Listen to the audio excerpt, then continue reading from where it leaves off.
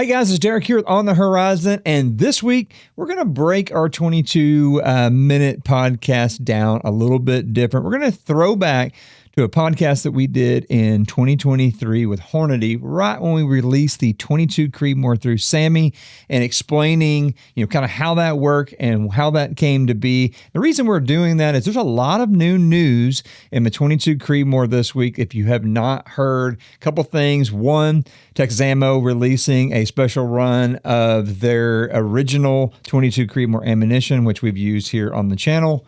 As well as Stiller releasing a barreled action project in the 22 Creedmoor, which is super cool if you're into barrel actions, building your own stuff at home. And then big announcement at NASGW this week, Hornady releasing their marketing machine behind the 22 Creedmoor, some new offerings, which is what we're going to be doing later this week. Next week, you're going to see a cool video from us. We're taking some ballistic gel with the full offering of the 22 Creedmoor so you can see the effect. Each one of those projectiles in gel. It's going to be really awesome. So enjoy this week's kickback from 2023 with the release of the 22 Creedmoor. Until next time, we'll catch you later. Well, guys, man, I appreciate you being willing to do this. It felt like a long time coming here. Yeah, it did. We've as product and new product developments ebb and flow, and as the industry changes and the demands of the industry change, you just got to react. And yeah, it did feel kind of like a long time coming. But man, I am excited to finally get to really talk about, what's going on today. As we've been talking the last couple of weeks really about the 22 Creedmoor, and a lot of guys have gotten to know, Horizon as the 22 Creedmoor guys. That's been something we've worked on. We went back and looked, and I think we built the first gun over 10 years ago. So, it's like, it feels like a blip, but at the same time, I feel like we've been shooting this thing for forever. So, if can we just go ahead and jump in the middle of this, and let's just address, what are we doing with the 22 Creedmoor coming out in 2024? Well, it's getting the stamp of approval, and not just the Quinlan stamp. The cartridge with the help of Horizon, Hornady, a member of SAAMI. We decided on some specifications, and I know, Derek, we're going to talk in great lengths about those, because I think the specifications part is what really makes the 22 Creedmoor as a SAAMI-approved cartridge. That's what makes it possible. Yep. And the cartridge was introduced to SAAMI, presented to SAAMI in June of this year, and so there's the 6-month waiting period for review, and then it'll get voted on for approval in January. Yeah. And that's a pretty big deal. That's something that you can't just do with every cartridge. And what that means is, as an industry, now you have a standard, and you have something that is a specification that everybody can build to, where you're going to see a rise in the popularity of the cartridge, simply because now you don't have to worry about the twist rate problem, the pressure problem, the velocity problems. Things are just going to become more standard, and that's going to help in a lot of fronts. Yeah, absolutely. Well, dude, and, as a benchmark or a standard of the industry, to be able to have Hornady ammunition for it is a huge, huge thing, right? I mean, you guys did some amazing things with the 6.5 Creedmoor and pretty much took the world by storm, and you can't go anywhere without seeing a 6.5 or really Creedmoor just in general. And so you're talking about specs, let's dive into that a little bit. When people look at the 22, you guys did the brass, what would have been a couple years back, maybe? Yeah, I think we released brass in 2018 or 19, somewhere in that time frame. And so when you start looking at the specs that make it possible, let's dive down first. And when you're developing a cartridge that you're going to take to SAAMI, or something that you're trying to validate, whether it is possible or not. And I know we had a lot of this on the fringe type stuff with the 22 Creedmoor. What are those kind of bookends that you're looking for in that lens that kind of lends the 22 Creedmoor to take long to get here, I guess? Let's open that up a little bit. What's the big concerns, Jade? Yeah, I was going to say, before you answer the question, let's line out what the problem can be. Sure. When you're riding kind of the ragged edge. Well, a lot of times what we see, back to your 6.5 Creedmoor comment, as soon as a cartridge like that is standardized and brought out there, the first thing that guys like to do is mess with it, right? Neck it up, neck it down, wildcatting, as it's generally known.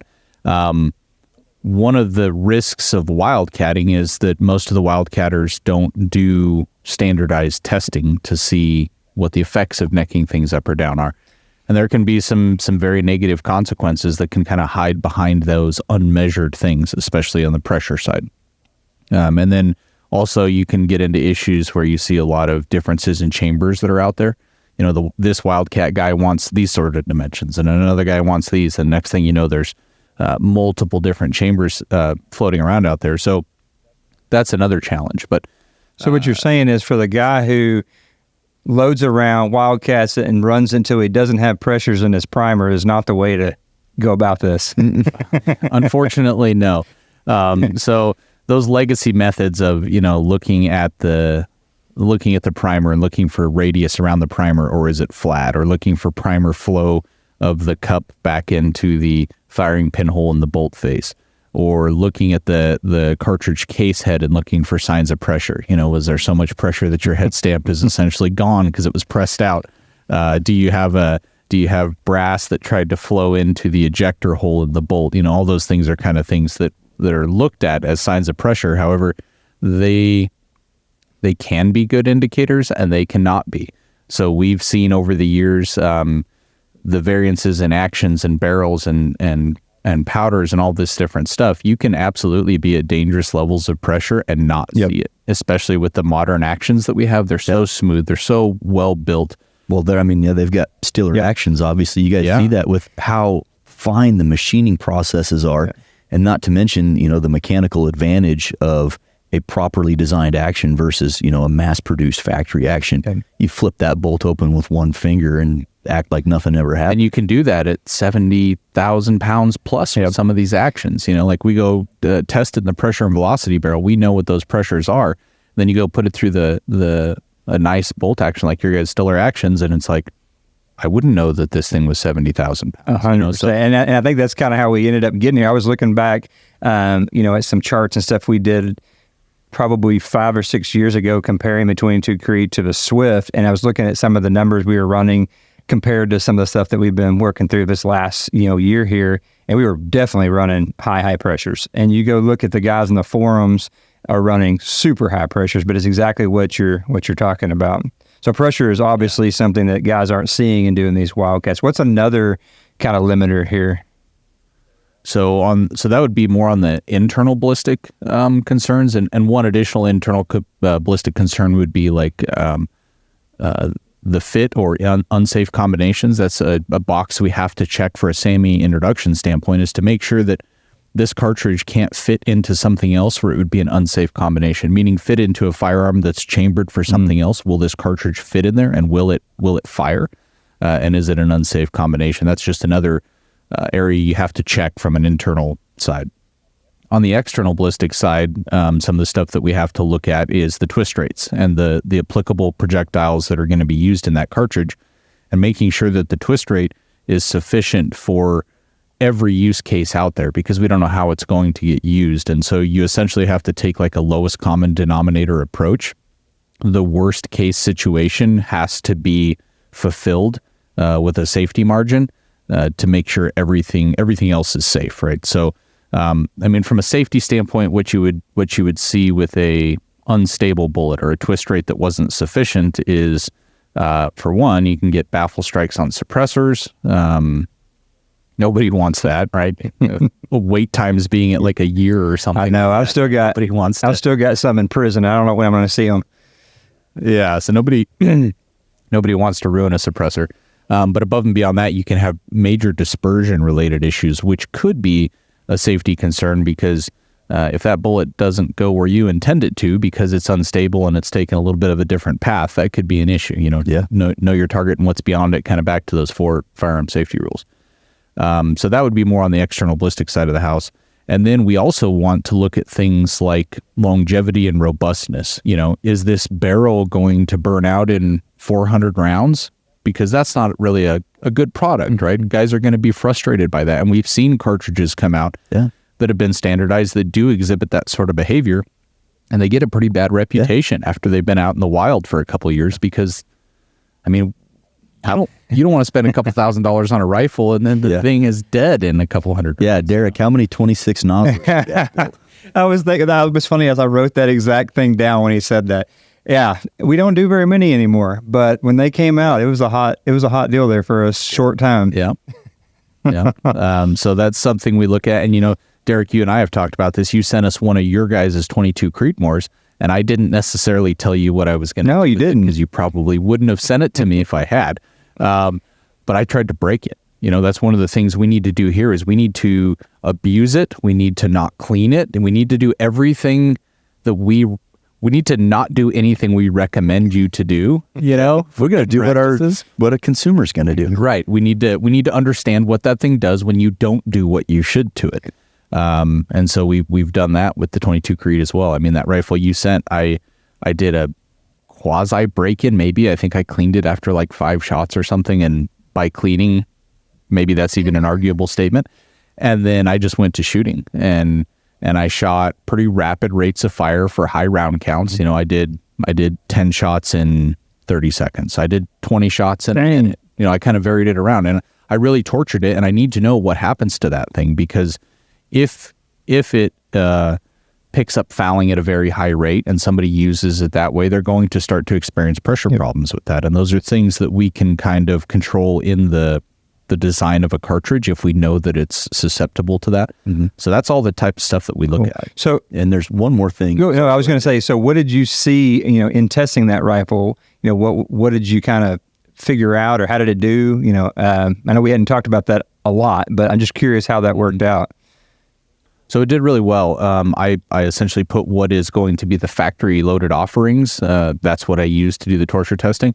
And it did well. We didn't see huge amounts of velocity migration. I didn't see large increases in velocity, is what I would mean by that, because your velocity comes from pressure. So guys out there have heard the term or are familiar with like your velocity continuing to increase on a barrel as you keep shooting it, right? That velocity migration. Well, that velocity comes from one source, and that is pressure, because the pressure is what's propelling that bullet down the barrel. So what a lot of people don't think about is the fact that the pressures are rising with those rising velocities. So that's something we wanted to look into. It's heavily tied to the propellant and bullet and pressure combination. And with that factory offering, it was surprisingly stable. I thought it would have more issues than it did.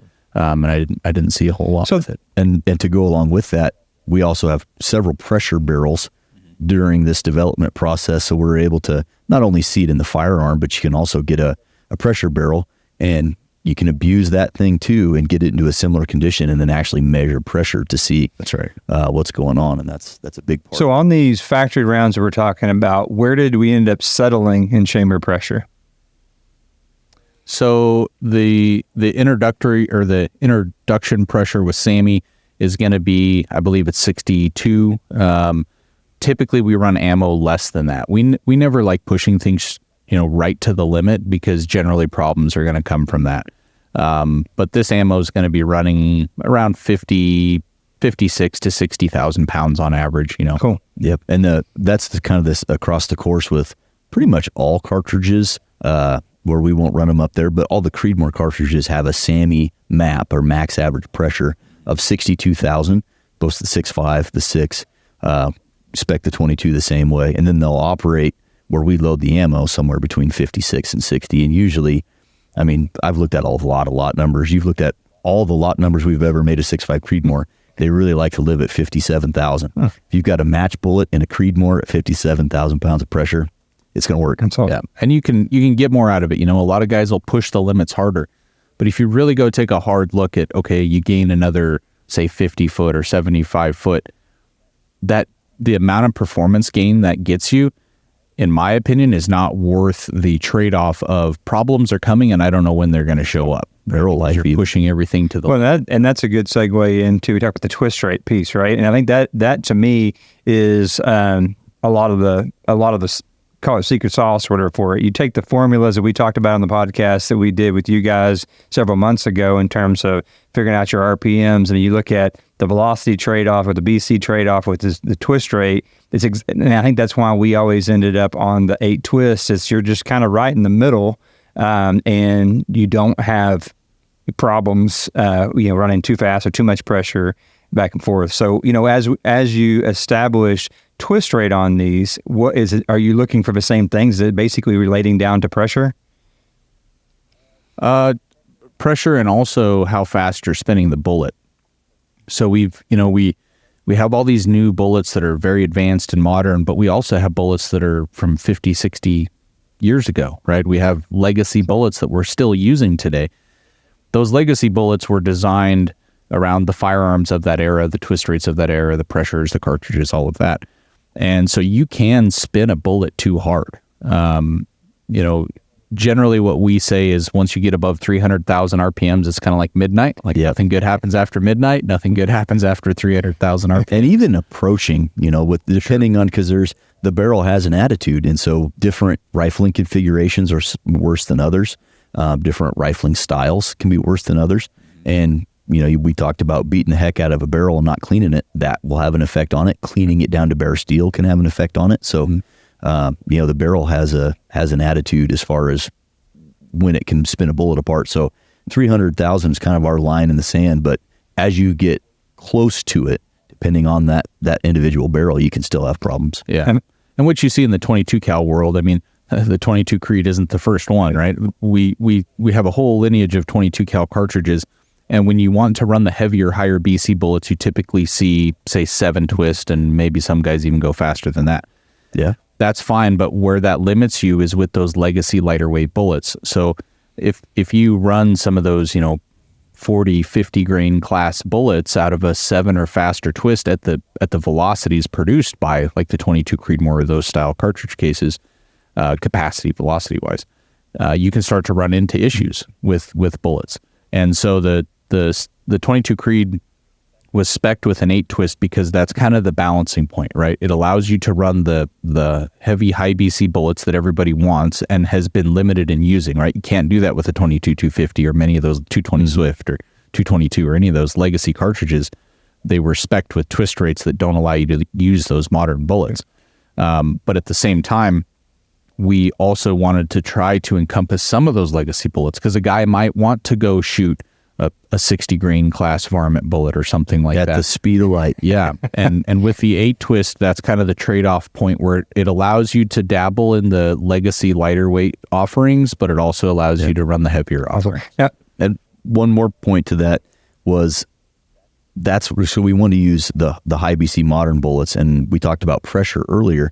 Well, one of the reasons we didn't go with, say, a 7.7 or a 7.5 or a 7, and you've tried all of those twist rates, Derek, but if you put SAAMI pressure limits on a cartridge and then you put the biggest bullet available in it, for example, a 90 grain or an 88 grain bullet in a 22 Creedmoor, and then you cap it at 60,000 pounds, it does not deliver the same performance that the wildcatters have been getting for the last decade, running 90 grain Match Kings or 88 Hornady ELD matches at the speed of light, because they're running in that 65 to 70,000 pound range, and you just can't get that performance. So there's no reason to go with that twist. You get a much more moderate velocity when you put those pressure limits on there, and it kind of reduces the fact, like, why are you shooting that heavy of a bullet when you can run these a little bit lighter bullets, 75, 80 grain bullets, significantly faster,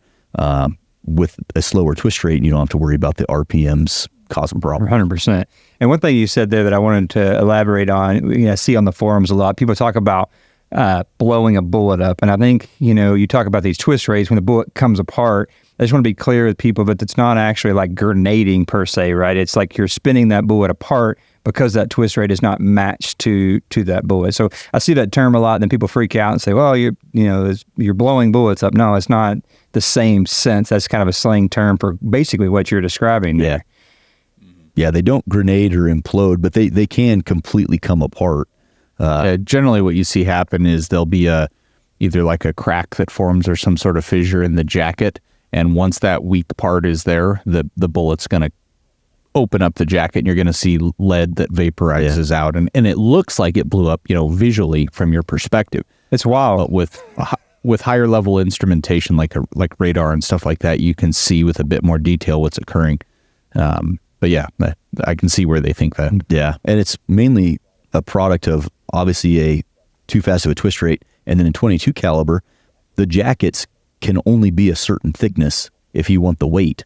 and you want the BC. And so those jackets don't insulate the lead very much because they're relatively thin. And so there's a lot of heat going down a barrel. That's why shorter barrels tend to not do it quite so often. And you can get the jacket and the core to slip from each other. And like you said, you get that fissure in the jacket and it'll start leaking the lead out. So you see that, I mean, so it's more common to see that in a smaller cal bullet than it is in a heavier or a larger caliber bullet. In general, yeah, but I mean, you can make any cup and core, lead core, copper jacketed bullet come apart in that manner if you give it the right circumstance. If you're well north of 300,000 RPMs, the barrel condition is correct for it, right? Maybe roughness from that alligatoring and that cracking that occurs inside the barrel, cleaning, twist rate, rifling form. If there's any burrs in the barrel from the manufacturing process, all of that stuff can contribute to it. So, but like where you see it commonly is with those lighter weight 22 cals that were built for the legacy stuff, and then you try to put them through something modern. Interesting. Yeah, and that tends to be like, we see it, and you nailed it. It's like the Predator guys are wanting to go small and fast, right?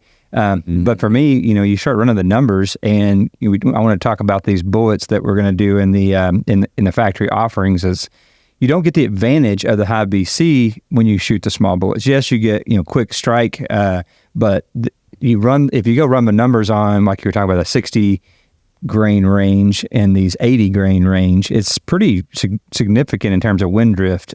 It's huge. And so when we talk about that, the offerings that we're going to be doing are going to be what projectiles? We're going to have the 80 grain ELD match, and then we kind of designed a bullet years ago, and it never really went anywhere. And then one of our bullet engineers, Ryan Damon, who's been on the Hornady podcast quite a bit, got you some of those bullets, and they're a 22 caliber ELDX. So it's kind of the thickest jacket that we can put on a 22 cal bullet with an interlock ring, with a nice long ogive, good boat tail. And so now you have an ELD match and an ELDX offering in 22 cal, and that really should cover the gamut of if you're the varmint guy or you're a night hunter and you're looking for fast, flat, low wind and a bullet to come apart, you've got like an 80 grain ELD match. And then on the hunting side, I think that's one thing you guys have done well pushing is that, for antelope and deer, you guys being in Texas have, deer everywhere, and you have an obligation to keep that population in check.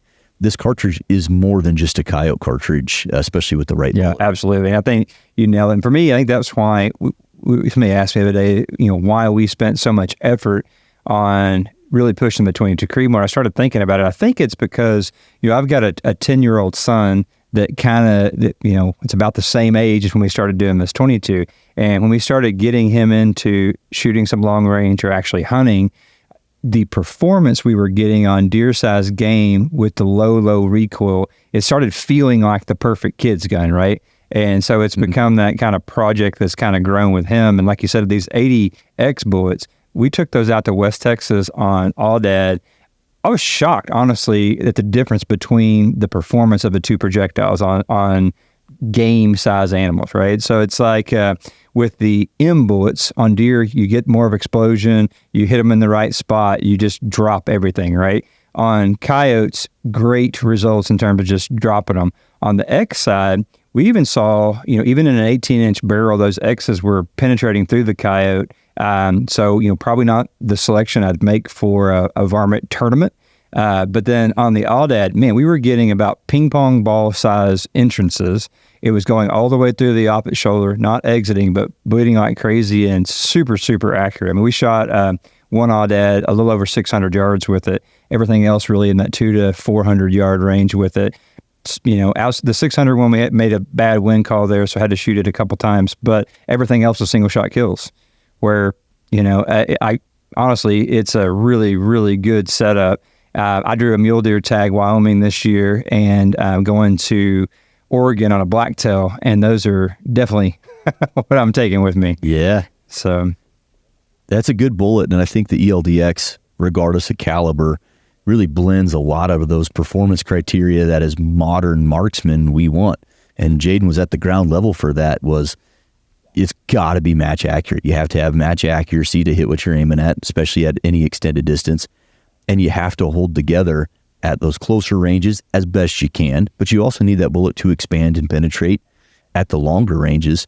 And that same technology out there now in that 80 grain ELDX bullet, and it's kind of the perfect bullet for a 22 Creedmoor, especially, you start talking 18-inch barrels, 20-inch barrels. That's really, that's a sweet spot, and I think I'll be using it. If you'll let us keep that gun for a little bit longer, I've got an antelope hunt in Wyoming this October. I think it'd be a perfect combination. Absolutely. Well, I say, and we need to send you guys a couple of our new Vandal rifles just to have to play with, and then we've got a special Hornady gun project. I'll have to share some pictures with you on the 22 side. It's looking pretty sick. So we'll definitely have to stock you with those for sure. Need the content. Awesome. Oh, yeah. Although, I'm going to have to, off record, figure out where you were mule deer hunting at, man. You shot a stroker last year. Oh, yeah, that thing, that doesn't happen. That's a once-in-a-lifetime buck. To be 100% transparent, I've never seen a buck of that caliber on the hoof ever. And then to be in my home state on public land and to have an opportunity like that, it was pretty special. And mule deer has always been my thing for the last, 7 or 8 years probably. And I'm going to have to back the throttle off now because I don't know how you get much better than that. You just got to change species. Just go towards something else. Well, yeah. So I don't have a crank or whitetail. I've shot some dandy whitetail bucks, but that mule deer, I think everybody, regardless if you're a trophy hunter or a conservation hunter or whatever you call yourself, you see a 200-inch deer, that gets blood flowing, and that's a number that most people will hunt and never see, let alone get a chance to shoot. So that was pretty special. I'll show you right where I was hunting. There's 2% public land in Nebraska, so it's not hard to figure out. Well, y'all are going to have to, like I said, we get this all rolling. You have to come down to Texas, bring a group and a bunch of ammo, and we'll test it out. That's exciting. Great. And the 22 Creed is something, I built one, probably 2018 or 2019, probably right when we made brass. I was like, I'll just throw 18-inch barrel together. And we didn't have a pressure and velocity barrel at the time, so I stayed pretty modest. What I thought was modest, and it may be, I haven't tested it yet. It was an 88 grain bullet doing 3,000 feet per second from an 18. And it just shot bullet on top of bullet on top of bullet. It was remarkable. I did no load development. I just was like, that seems like a modest charge, a 48-31 shortcut. And it just wadded up. And what's interesting, I'd like to hear y'all's thought on this. I feel like we see that with the Creedmoor case design. And something in that case design, if I'm a guy getting into reloading, and if somebody was to ask me, hey, I want to learn to reload, and I'm going to get a gun, and I'm going to learn how to do it, right? I feel like the Creedmoor has got to be one of the easiest rounds to do that with. It seems to be one of the most forgiving in terms of, I'd say it like this, but accuracy and your loading style, and it just seems to shoot. Why is that? A lot of it has to do with the chamber dimensions. The cartridge case is very well designed. You're not dealing with an excessive amount of case taper or shoulder angle in places that you wouldn't want it. It's kind of optimally designed to support consistency round to round. But a lot of it comes from the chamber dimensions as well. We've learned a lot and have incorporated a lot of features into the cartridges that we've standardized in the last 10 to 20 years that incorporate certain dimensions on chambers that lend themselves to being very forgiving from like a dispersion standpoint. And generally what you see from that is across a broad range of rifles, manufacturers, barrels, all that stuff. And then within that, a broad range of bullets and powders and different loads, you see that the performance is fairly stable, right? You don't have super tiny bug hole groups and then massive, pie plate groups. Generally what you see is everything is pretty good no matter what you do. And you might be able to fine tune this or that and find the smallest version amongst that sampling. But yeah, they perform really well. So when you think about that on the 22 Creed side, with having an 80 X and M, their ballistic profiles exact, similar, identical. So Yeah, the shape of the bullet. So if I'm, if I'm hunting with one bullet and switch over to the next bullet, what do I expect in terms of accuracy changes, or does it relate that well or no? Like if I sight my gun in with an 80 grain M and I grab an X and go on a deer hunt, am I going to be moderately in the same spot, or am I going to use moderately the same dope chart, or are we still talking different worlds even though they're the same ballistic profile? Because I know we're going to get that question a lot. Yeah, it should be very, very close. There's no way to know for 100% certainty, because that depends on the projectile barrel interaction, and that's unique to your barrel technically. However, all the things we could do from a design standpoint to make that happen have been done. Cool. And so you should see that they shoot very, very similar from a zero standpoint, depending on the interaction of your barrel. And then external ballistically, they should be nearly identical. Cool. Yeah, and the propellant that we're using in the load is the same between both. Cool. Yep. Cool. And that's one thing that I saw when we shot it. We had our two new we had three different guns. Our Fanatic, which is what you've got, our two new Vandals, and we shot both ammunition right behind the guns, different groups, and then shot it at distance.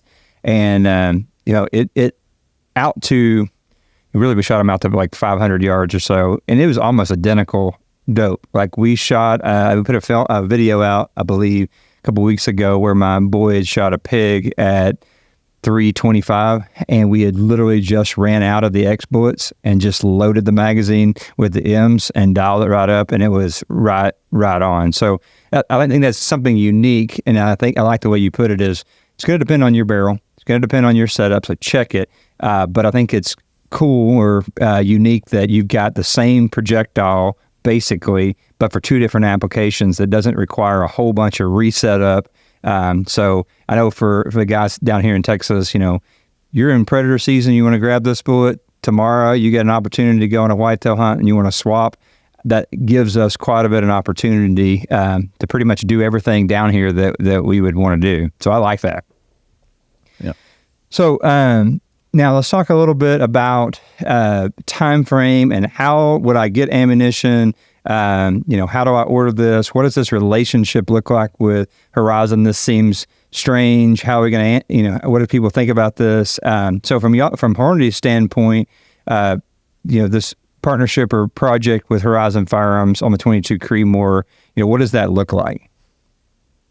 Well, I think it's a partnership, like you said, and it's one that we're grateful for. Before I answer the question, simply because when we named the Creedmoor, the 6.5 Creedmoor, we didn't know that it was going to be such a huge success.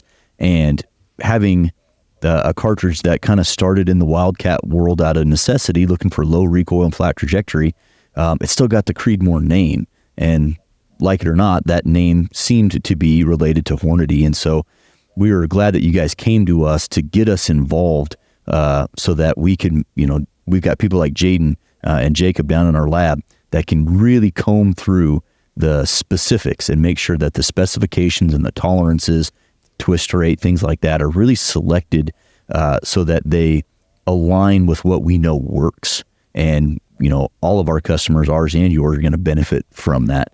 What the partnership looks like is the ammo SKUs at this point are exclusive to Horizon Firearms. So Hornady manufactures the bullet, manufacture the brass, we'll load the ammo. It'll be loaded in Hornady packaging. It'll have item numbers consistent to what a Hornady item number is. And it's going to be available exclusively through the Horizon Firearms distribution, Texas Ammo. Cool. So if you have questions about specifications or fulfillment or whatever, direct those to Horizon Firearms, not to Hornady. And we've done this in the past with a few other companies on some special projects, and they always seem to go really, really well. And that's not to say that it won't ever be a Hornady product, but at this point, not a cataloged item for Hornady, but fulfilled in pretty darn large volumes. It hasn't happened yet, but the volume of orders are certainly there, and it'll be distributed straight through you guys. I want to elaborate on a couple of things. You said, one, I just want to say thank you to you guys. You two specifically have been, crucial in kind of getting this over the finish line. And I think for me personally, it's been a heck of an education, especially Jaden, you're a wealth of knowledge, and guys listening to this podcast, I highly recommend going and listening to the Hornady podcast. You guys put out probably the best information ballistically in the industry. And so it's interesting to come from the wildcat position and be like, man, we just do this. Why can't, big ammo companies just do these things, right? And so it's like you have this kind of framework where you're like, well, you just shove this in here and look for those pressure signs, and as long as my bolt doesn't say reverse Hornady on it, I can just keep going, right? And so it's been really cool for me through working, even really starting with Ryan to now learning how you guys actually develop cartridges, and I think there's a lot to be said for that. And when we test our firearms, we were building, $2,200 guns in our Venatic up to $15,000-$16,000 guns in our Horizon Select series. And we always test them half minute with Hornady ammunition. And there's something to be said for what you guys are doing there. And man, with the 7 PRC on the flip side has been awesome. It has taken off like a rocket ship for us here lately. And I finally got some time to go play with that one. And it feels like you're talking about that unsensitivity, it kind of feels like that with the Creedmoor. We've thrown a lot of stuff at it, and really, really nice shooting cartridge. So like I said, for what you guys have done to the industry, again, wanted to start off and just say, thanks for this opportunity. It's been really, really cool. On the fulfillment side, like I said, we will have dealer offerings. Like Seth was saying, with Texas Ammo, we are a 125-year-old family-owned and operated corporation, got a lot of experience in distribution. And so we will be getting this out there as best as we can and just continuing to kind of promote this caliber. So no worries on that, but I do think it's awesome that this is Hornady packaging, Hornady developed, Hornady stamped ammunition. So this is not another mass reloader ammunition, right? So yep. I think that's going to be super, super, super important. And like I said, man, I've already shot it. I love it. I need more of it. Yeah, sounds like Tim McGraw. So, man, well, anything else you guys want to mention that anybody needs to be careful with, or where this 22 Creed fits or doesn't fit that we need to address from the consumer side that we're concerned about, questions we may get? I think one thing that I would, you mentioned your Venatic line and your custom select line, or sorry, I forget the name of it. If you want a faster twist rate to shoot the 95 Match King or the 88 ELD Match or the 90 grain A-tip or whatever, by all means, go ahead. Just know that really marries you to those really heavy bullets, which is fine if that's what you're after. And those RPM numbers, it's just velocity times 720 divided by your twist rate, and you can calculate your own bullet RPM. But they're real. There is that line of demarcation right around 300,000. And by all means, the 90 grain A-tip is a damn amazing bullet. So is a few of those other super heavies. And if you want to get a barrel with a twist rate specific for those, just know that you're married now to that small window of bullets. How would you answer? So I'm gonna hit you. And I got the experts here. How do you answer that question? Because where I always struggle is like with this 22 Creed, if I stay in this sub 88, 73 to 88 is kind of with a groove I've always felt like it's like perfect for it. When I go to these 90s or bigger, why do I not just shoot the 6 mil? Because I feel like that 6 mil starts, you've got some amazing factory offerings in the 6 mil. So, if you could, what's your thoughts on people wanting to do a 90 versus just switching to a 6 mil? I think there's the heart wants what it wants. And you know what? I've done things on my rifle builds for aesthetics that mean nothing to anybody, but the heart wants what it wants. And if you don't do what you want and you buy, a different bottom metal or a different trigger optic, or you use a rail and rings instead of the one piece, ring and rail combo, like just aesthetically, if that's not what you want, the whole time that you're using it, it's in the back of your mind. And I think that some people really have an affinity to 22 cal, and they really have an affinity to speed. And it is cool, when you pull the trigger and you can't recover from recoil fast enough to see that bullet hit the target at a half a mile away. There's something cool to that. So I think that I'm guessing that's probably a big portion of it. Is just people gotta live fast. Yeah, essentially, once you hit that heavy 22 cal, 90-ish grain and up, if you were to just bump up to 6 millimeter, you generally don't have the drag characteristics in that weight class bullet in 6 millimeter, right? Because you've increased your diameter, so your BCs would go down a little bit. So that's probably where you see guys pursuing that, is they want this level of BC and they want this level of velocity, those two things in combination, and that leads them to those projectiles. From a limitation standpoint, though, even with the 22 Creed as it's SAAMI spec'd with an 8-twist, you can run those heavy bullets, the 88s and the 90s, that class of bullets, but you'll be limited by essentially your minimum temperature that you can do that to successfully. In general, you should go run the actual calculations and get the correct SG number. We would recommend using the Fordoff calculator for that. You can get on our website and do it. And it actually calculates the SG. It's not the Miller stability formula. That formula, although handy and gets you in the ballpark, can lead you astray. So if you're willing to tolerate a baffle strike for the level of error in your gyroscopic stability calculation, by all means do whichever version you want. If you don't want to tolerate that, I'd recommend you use Fordoff. But that said, generally down to around 30, let's say 30 to 40 degrees Fahrenheit, that's you approach that territory and go to colder temperatures, and that's when you're going to start to see some stability concerns with the really heavy bullets out of the 8-twist. And even if it's gyroscopically stable, it can still be dynamically in a gray area, and you'll be point forward, but you'll be larger dispersion. Yeah, so when you approach the gyroscopic stability factor of 1.0, that's really the line in the sand that dictates whether it's going to fly point forward or not. There's a little range when you get down close to that where you won't have bullets that are gyroscopically unstable, but they will not shoot very good groups for you. So as you get closer and closer to that, generally what you'll see is group sizes will start to open up, and then if you continue, the bullets will be unstable. And they'll be more sensitive to that dispersion with the crosswind. 100%. All right, so I'm gonna try and Hunter English some of that. No, I think this is great, and I love it. But so for your average guy, basically what you're saying is if you're shooting the 88s and heavier, and you essentially are colder than 30, 40 degrees, or your altitude's higher, essentially your stability on this projectile. So you're saying it won't even fly tip forward, that basically this bullet's going to tumble more or less, or could. Is that what you're saying? So what happens if a bullet's not gyroscopically stable, it'll pick up a really high angle of attack, okay, meaning it's flying, let's call it sideways to an extent. That causes the drag to go up like exponentially, and the bullet slows down really rapidly, and it will regain gyroscopic stability once it is slowed down.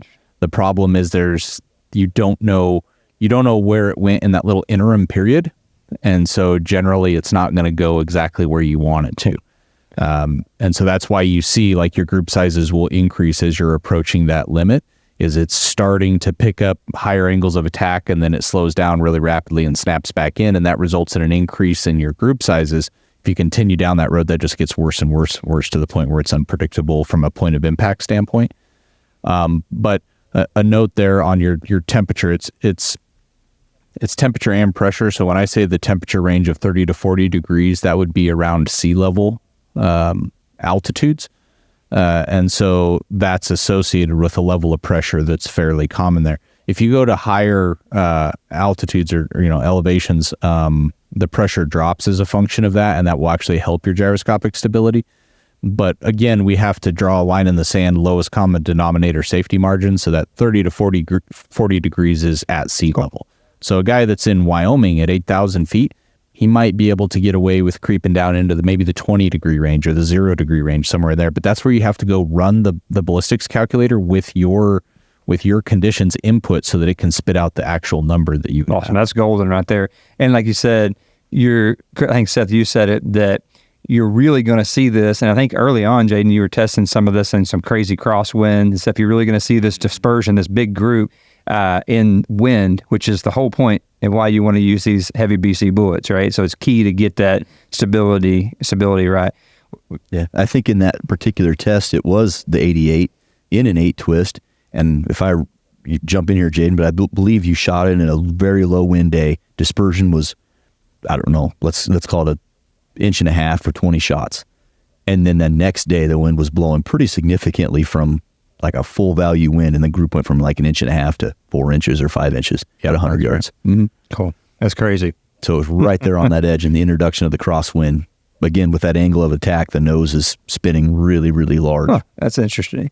All right, guys. Well, I appreciate you being on this week's episode On the Horizon. Now, every show we end with a real quick, we call it our 22 Creedmoor section. We do just a rapid fire, 10 questions typically. I brought it down a little bit, but I want to get you guys both to answer a few of these. And I had a buddy of mine actually message, he saw the last podcast and said, please add this one question we're going to add favorite caliber towards the end. So here we go with this week's episode, or this week's section of our 22 hot round here.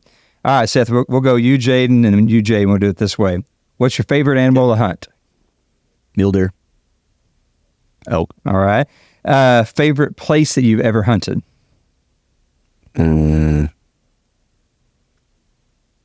Probably Wyoming. Didn't you just get back? Undisclosed location that I hunt back home. Yeah. Didn't you just? Colorado? Yeah, Colorado. It's a state. That's all. Didn't you just get back from like Africa and still? Okay. Yeah. All right. Yeah. I mean, just as tangential, but where I hunted in Africa, although awesome, reminds me of the parts of Nebraska that I don't like, which are just flat enough to be annoying. And the parts of Nebraska that I do like are much more optics intensive and, just bigger scapes and harder to, Africa was awesome, but that particular location just didn't scratch my back like being in Wyoming. That's awesome. So what is the coolest gear that you've seen lately? This is probably for me over the last 18 months or 2 years. So not super lately, but the conversion of everything that I do to ARCA. I got ARCA on my rifles, ARCA on my binos, ARCA on my spotting scope, ARCA. It's on everything. Match guns, hunting guns, one tripod, super light, compact tripod with the ARCA head on top. And I can glass from it for 3 hours, swap out for a spotter when I find something I want to look at, put the gun on there and shoot it when I do. It's exactly how I shot that mule deer in Nebraska. Glassing from a tripod, spotting scope, clamping a rifle. Show's over. Cool. For me, the advancement in electronic ability to analyze your targets, because it's telling us a lot more information, and we're becoming smarter about how and why we're doing things when it comes to, say, load development or assessing the capabilities of a given system. And that's getting rid of a lot of snake oil and smoke and mirrors that's existed for a long time, and I'm a big fan of that. Is there a certain app or something specifically you're referring to that I need to go download, or is it just saying just in holistic? Just in general. I mean, you can find it in a lot of places. There's a lot more, like acoustic microphone array, electric targets that are becoming available. We just put the group analysis feature in the Hornady ForDoff app. There's Ballistic X. There's a bunch of other apps that are out there that do very similar things, and I big thumbs up on all of it. I think it's great. Yeah, if you haven't listened to these guys' podcasts on Your Groups Are Too Small, you need to go listen to that one. And your groups are still too small. Love it. All right, so what's your favorite fast food restaurant? Taco Bell.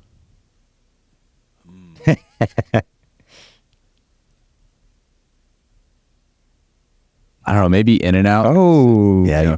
We don't get it anymore. And I watched this guy throw down at In-N-Out 2015 in Utah. Yeah. Driving down the interstate, and we were like, hey, do you see that? And he went, you think we should? Almost swerved through like 6 lanes of traffic, put down like 4 doubles. It was man, I tell you though, down here, it's a Whataburger versus In-N-Out thing. You don't, it's kind of a bad word if you're not going to Whataburger.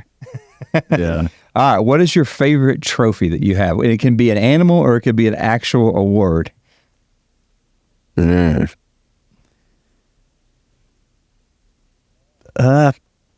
Probably either I have a shoulder mount of my first mule deer that I killed, was on public land, 417 yard shot. Just, it worked out. It was awesome. But I just recently received in the mail a plaque from the National Rifle Association. They do an award called the Golden Bullet Awards, and the 7 PRC won Ammo of the Year. And that's pretty cool because that was kind of a cartridge that I really wanted to see succeed, and I had a hand in the group of people that developed it, and that was just such a neat project, and it means a lot to me, and so to get that recognition was pretty special. That's awesome, man. The 7 PRC was Seth's baby, is what he's too humble to say. Yeah, I changed its diaper. I woke up at night. I fed it bottles. That's awesome. Jay, what's your favorite trophy? Probably a European elk mount that I have. That was my first hunt, kind of rekindling a relationship that I had in my younger years. We kind of lost contact when I was out running around as a young man around the world, and rekindled that, had an amazing iconic hunt together, and then also did the Euro mount together. No, that's awesome. Is that the elk with the 212? Yeah. Yeah, and it just so happens to be the year that the ELDX bullet was released, and it just so happened to be last day, last light, one shot, take it or don't, at a 800 yard range. Awesome. 30 cal 212 ELDX just stoned it. Nice. Yeah, with the guy that taught me how to hunt growing up, so we kind of got the band back together. Oh, that's awesome, man. And did that whole thing together. So piggybacking off of that, then what is your favorite caliber? 7mm. You asked me a similar question to this. Well, he just said caliber. So I know, but so my job is to not answer that question. Like I can't. Oh, come on. I mean, I need more parameters than that. Like favorite caliber for maybe this. Or, Oh, man. but, well, here's is there one? If you were, I was going to say, yeah, I mean, I'll put it this way. I'll put it this way. You got all your guns in the house. There's a fire. You got to grab one. yeah. Which one are you taking home with you? Which one are you saving? An Accuracy International 300 PRC. Okay. That one's pretty special. when you started talking, I thought you were going to say your first custom AI with the Hummer barrel on it. That's it. Yeah. No, the 6.5 Hummer barrel. Oh yeah. I got 2 arms. Can I have 2? Just take one. There you go. There you go. Yeah. All right. So My kids can walk now, so they. there you just get them. Yeah, just pass them out, man. All right. Last 2 questions here. Favorite hunting snack? Now, this has been a pretty argumentative question for a lot of people, but if you're going to the deer stand, going on a hunt, backcountry, what's the one snack that you've got to have in your pack? Yeah. So for me, I'm going to answer it as a child because I do a lot of hunting now for the last 7 or 8 years with my dad, taking him out. He's been a whitetail guy his whole life, so I take him out now hunting mule deer and antelope and going out west in different states, and that's really been a lot of fun. Because he's I'm a grown man now. I don't really need the father figure, but he's a good friend now, and that's kind of neat to see that relationship change. And he's a big coffee drinker, so wherever we go, wherever I walk him into, I always have a little coffee making kit to make hot coffee so we can sit in a blizzard. And I remember in Wyoming one time, blizzard in our face. We're glassing these deer 900 yards away, and now we can't see them because it's a blizzard, and we just zipped our puffies up, and I made hot coffee. So I always have hot coffee, and what goes great with hot coffee is a pecan pinwheel or a honey bun. Oh, Yep. You get the hot coffee. It's cold. 0 degrees outside, snow's in your face. You got a mug of hot coffee, and I'd be hard pressed. The honey buns are probably going to take the pecan pinwheel. So I'm going to say the honey. yeah, man. A frozen honey bun and hot coffee. Yep. Awesome. Early in the hunt for me, so go out that first day, have a homemade sausage breakfast burrito with hatch green chili just all over the place in that thing, wrapped in tinfoil in the pack. Yep. Eat it cold if you need to. Doesn't matter. Yeah, I'm looking at temperature does not influence greatness in this looking question. at Preston back Yeah, here. you guys remember that. Hell yeah. And for later in the day, a little thing we used to call morale food back in our adventure race days. I rarely eat Snickers bars anymore, but I got a hankering for those things when morale gets low and the hunt isn't going the way you want. And it's frozen, so you got to pull it out like an hour ahead and put it in your pocket so that when it's when morale really gets low, then So that's like a real life version of the Snickers commercials, right? Yeah, love it. Yeah, when Jaden gets hangry, it's time for a Snickers. Love it. All right, here's the last question, and I already know the answer to this. We asked everybody this, but have you shot the 22 Creedmoor? Yes, I have. I never. Yeah, never. Yes, I shot it a lot. Awesome, guys. Well, man, I appreciate it again. Thanks for being on this episode. Hey, guys, I hope you enjoyed this week's throwback episode and the history of the 22 Creedmoor.